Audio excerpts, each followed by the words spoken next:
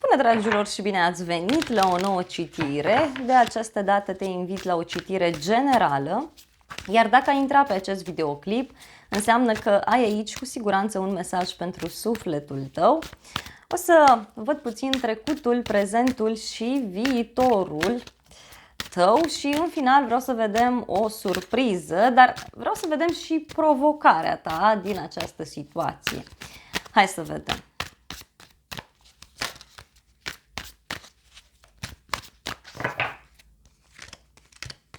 Pentru cei care doriți citiri pe zodii, găsiți pe celălalt canal de YouTube.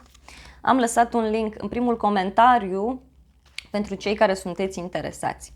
Aceasta este provocarea, aceasta este surpriza. La baza pachetului avem 8 de bâte. Văd că ești într-o perioadă în care comunici foarte mult cu ceilalți, văd că stai foarte mult online sau faci foarte multe drumuri. În egală măsură, văd că ești o persoană foarte comunicativă, foarte energică, spontană, ești o persoană de succes, cineva care reușește foarte ușor să-i bine dispună pe ceilalți. În egală măsură, văd aici că treci printr-o perioadă în care încerci să găsești o soluție legată de bunăstarea ta spirituală. Dar pentru unii e vorba de faptul că încercați să rezolvați o problemă importantă legată de un triunghi amoros. Unii parcă vă pregătiți aici pentru o petrecere, pentru o nuntă, pentru ceva extrem de important, aș spune eu. Hai să vedem puțin în trecut și avem Cavalerul de Spade. Se pare că până acum ai avut o viață foarte tumultoasă, cu tot felul de răsturnări de situație, dar în egală măsură și de evenimente total neașteptate care s-au întâmplat. Ai întâlnit persoane diferite față de cum ți-ai fi propus tu. S-au întâmplat tot felul de lucruri în viața ta personală, în viața ta profesională. Acest Cavaler de Spade vorbește și despre o persoană ușor impulsivă. Unii poate chiar ați avut parte de o ceartă în trecut, foarte, foarte recent. 10 de monede, poate chiar o ceartă legată de casă, de familie sau tot felul de schimbări neașteptate, tot felul de lucruri ciudate legate de o sumă mare de bani sau legate de o persoană din familie.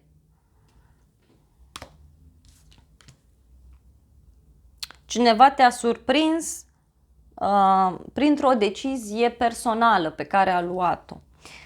Lumea, văd aici foarte frumos o legătură cu zodii fixe, Taur, Leu, Scorpion, Vărsător.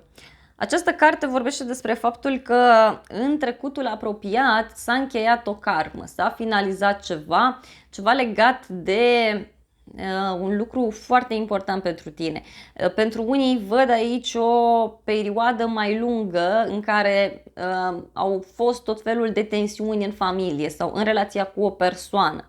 Mai văd aici o puternică legătură cu zona străinătății sau cu zona internetului. Uite, pe neașteptate s-au întâmplat lucruri în casa ta, în viața ta. Hai să vedem în momentul prezent. 5 de spade. În momentul prezent văd un compromis în care cineva se află, dar mai văd și o persoană care își urmărește aici propriul său interes. Tot această carte vorbește și despre cineva care pune foarte mult accent pe zona aceasta rațională. Această carte poate să mai vorbească și despre cineva care este destul de rece ca și persoană. Da? Nu știu, ceva ți se pare nedrept, da? Sau poate chiar tu într-o anumită situație ai acționat mai mult din punct de vedere rațional. Următoarea carte, Regina de Cupe, o legătură văd aici cu o zodie de apă, Rac, Scorpion, Pești. Această carte vorbește despre multă iubire, despre multă liniște, pace. Poate chiar e vorba de o nedreptate pe care o persoană apropiată de tine o simte, poate să fie o rudă, dar în alte cazuri e vorba de faptul că cineva se simte rănit din punct de vedere emoțional. Mai văd o persoană care își folosește puterea, își folosește intuiția într-un mod mai puțin pozitiv. Pentru unii chiar văd aici clar un atac energetic. Ultima carte din prezent. Îndrăgostiții. O legătură cu zodia Gemeni.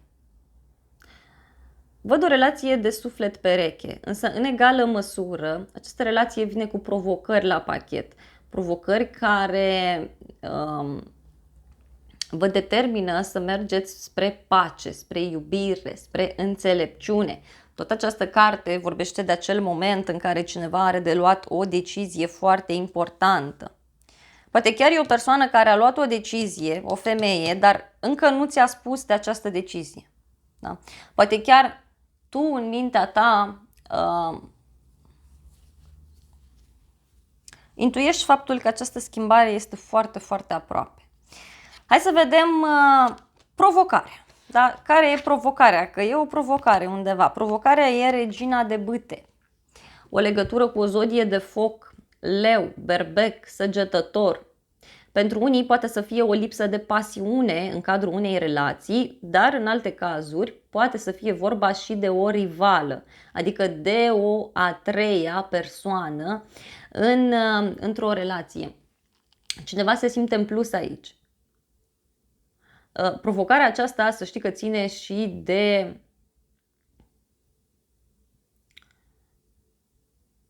faptul că cineva nu mai are speranță, cineva nu mai are entuziasm. Dacă ești într-o astfel de situație și ești dezamăgit, cărțile îți recomandă să încerci să te bucuri de orice aspect al vieții. Parcă lipsește bucuria aici, lipsește entuziasmul, voia bună, glumele lipsesc, da? Bucuria, energia în egală măsură. Pentru alții poate pur și simplu e vorba de o femeie, da? Care te provoacă puțin, dar nu într-un sens negativ. Nu știu, o prietenă are o problemă și e nevoie să o ajuți sau cineva apropiat ție. Hai să vedem în viitorul apropiat cum vor decurge lucrurile. Wow! Roata destinului. Din nou o legătură cu zodii fixe, așa cum am mai menționat.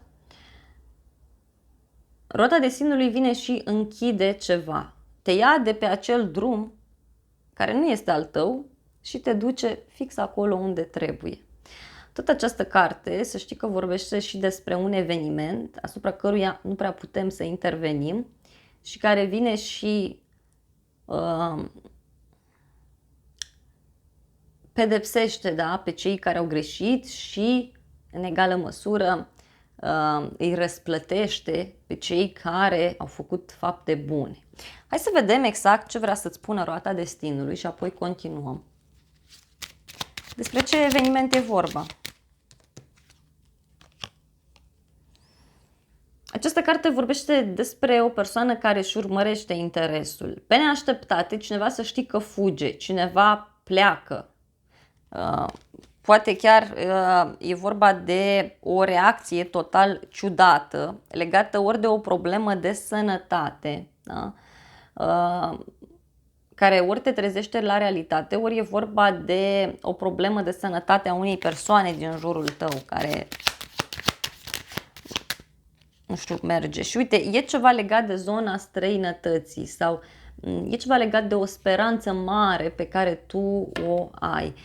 Unii poate chiar primiți un mesaj destul de interesant pe internet sau poate să însemne și faptul că mai apare o persoană în viața ta sau dacă ești singur sau singură, să știi că ai șanse să vină cineva.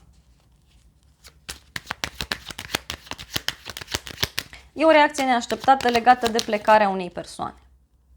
Și uite, pentru tine această poveste vine cu un nou început extrem de frumos, extrem de stabil. Este un nou început care te bucură, un nou început care te luminează, te ghidează. Este o bucurie neașteptată. Următoarea carte, 7 de bâte. Văd că urmează în viața ta o perioadă în care vei simți lucrurile foarte intens. 7 de bâte vorbește despre acel moment în care tu te bucuri pentru că ai reușit într-un anumit domeniu. Reușești să îi ghidezi pe ceilalți, da? Nu știu, pe neașteptate cineva pleacă, ori din viața ta, ori din viața celelalte persoane. Pe neașteptate cineva se întoarce în țară sau cineva pleacă undeva anume și de aici lucrurile se schimbă radical. Și e ok pentru că, uite, îți crește foarte mult încrederea în forțele proprii. Ultima carte, wow, pentru viitor, este Arcana Majoră, Nebunul, care îți vorbește despre o nouă viață. Vezi că în momentul de față, da, tu treci printr-o transformare. Lumea vorbește de un final, de o închidere. Nebunul vorbește despre un nou început. Poate e cazul să acționezi într-un mod nou, poate e cazul să nu mai ții acolo de lucrurile vechi, de persoanele care, să spun așa, nu te mai ajută, persoanele care nu-ți mai sunt alături. Pentru că nebunul vine cu o bucurie, vine cu o senzație de extaz, de unicitate. Da? Uite, vezi că e ceva ce tu oricum intuiești. Da? Tu oricum intuiești că vei ajunge acolo și uneori destinul, divinitatea, Dumnezeu, cum vrei tu să spui, cu siguranță ne ghidează și ne îndreaptă către acolo unde e drumul nostru. Pentru unii poate chiar discutăm și de un copil sau de o nouă viață. E ceva ce tu intuiești foarte mult și care are foarte mari șanse să se materializeze. Uite, vine la pachet și cu o evadare, da? Și din nou se repetă o surpriză neașteptată, un nou început magic, pur și simplu pentru tine. Și poate avea legătură ori cu un bărbat mai în vârstă, ori aici poate avea legătură cu ceva vechi, da? Cu ceva vechi. Cineva văd că va avea niște probleme legate de bani, da? Însă pentru tine lucrurile văd că sunt bune. Un drum pe care îl faci, o mutare, uite, un bărbat se mută, un bărbat pleacă, ceva îi se întâmplă. Hai să vedem surpriza pentru tine, care este 5 de cupe, da? Surpriza este că totuși cineva va mai sta aici ancorat după trecut. Ce am avut și ce am pierdut, ce am avut lângă mine și ce s-a spart, da? Hai să clarificăm puțin. Surpriza este că cineva va avea o supărare. Și uite, e ceva legat de un copil sau ceva legat de o nouă etapă, de un nou început. Uite, o căsătorie, o mutare, da? Niște acte încep să funcționeze, adică se dă drumul unor acte sau unor situații. Dar, repet, e cu o supărare, pe de altă parte, pentru un bărbat sau pentru cineva anume.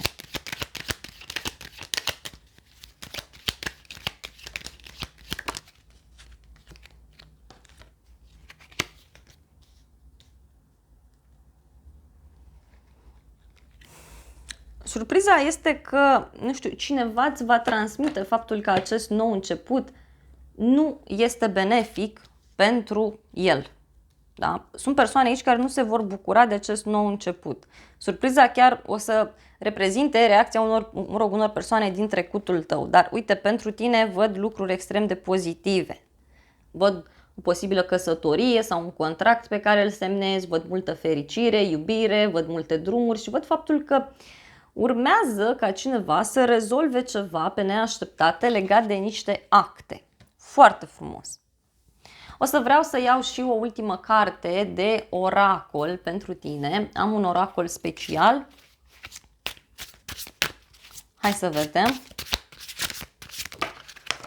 Wow!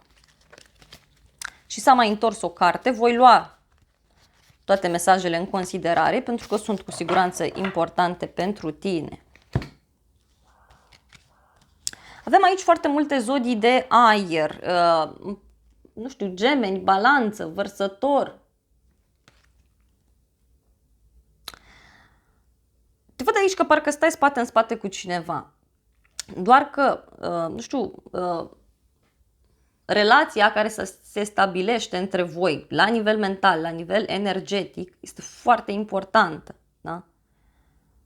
În momentul de față. Văd totuși răceală, pentru că, na. Și aici a ieșit iarăși roata destinului. Roata destinului. Pentru unii e vorba de un cuplu, da, sau de o relație care nu mai funcționează absolut deloc și care să știți că se rupe. Fie că e relația ta, fie că e relația altei persoane din jurul tău. Da? Destinul pur și simplu acționează aici și e cu noroc. Văd o eliberare cu această carte, o eliberare foarte mare, dar și o creștere absolut fantastică pe care o ai. Posibil să fie vorba de o mutare radicală într-o altă țară, într-un alt oraș, undeva în depărtare mare.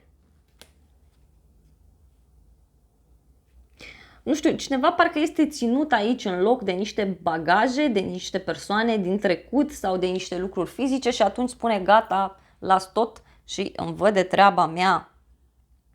De asemenea, văd pe cineva care are niște responsabilități aici și pe care ori le lasă în urmă, ori pur și simplu, ca prin miracol, reușește să se elibereze. Dar așa simt să transmit că pentru unii e vorba de o a treia persoană sau e vorba de o relație care nu mai funcționează, fie că e vorba de o prietenie, de o relație cu cineva din familie și aceasta trebuie clarificată. Și oricum se vor întâmpla lucrurile cu sau fără voia voastră și uitați aici ce frumos se vede. Da? Un moment în care cineva se ridică, un moment în care cineva pur și simplu își ia zborul și se află undeva la înălțime. Foarte frumos. Mai văd o legătură cu zodia Leu sau cu zodia Pești. O călătorie îndepărtată. Deci în urma unei călătorii îndepărtate lucrurile se clarifică aici. Fie că faci tu drumul, fie că îl face cealaltă persoană, fie că te muți undeva tu. A venit și pisica să vă salute.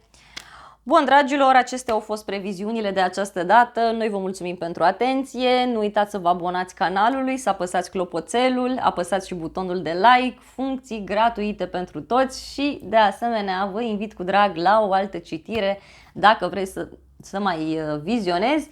Iar dacă ești interesat, te aștept cu drag și la previziuni pe zodii, pe celălalt canal de YouTube. Repet, ai link în primul comentariu, dă click acolo și o să mergi direct pe acel canal.